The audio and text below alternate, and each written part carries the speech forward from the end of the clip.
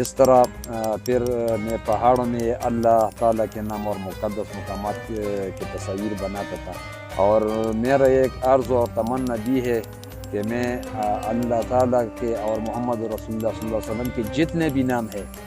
میں وہ تمام ادھر پہاڑوں میں کندہ کاری کر کے بناؤں گا انشاءاللہ۔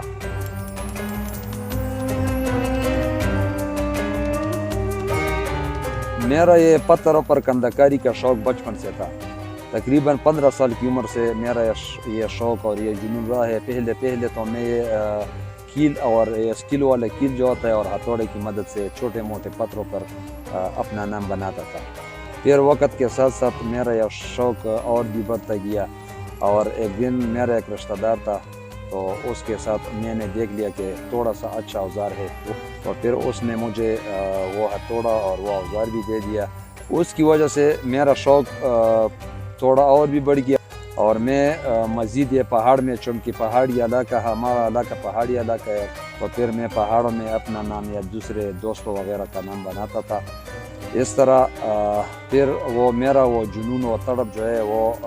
اور بھی بڑھ گیا،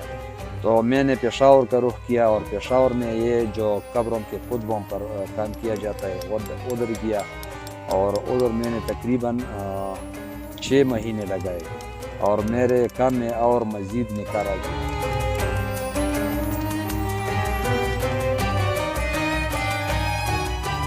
اگر حکومت نے مجھے سپورٹ کیا، میرے ساتھ تعاون کیا، تو انشاءاللہ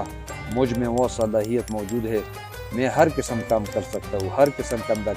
تراشی کر سکتا ہوں، اور انشاءاللہ میرا یہ کام جو ہے میں مزید جاری رکھوں گا۔ جتنے بھی لوگ ادھر آتے ہیں، پکنک پہ آتے ہیں، وہ دیکھ لیتے ہیں، مجھے خوب حوصلہ دیتے ہیں، تو میں بہت خوش ہوتا ہوں۔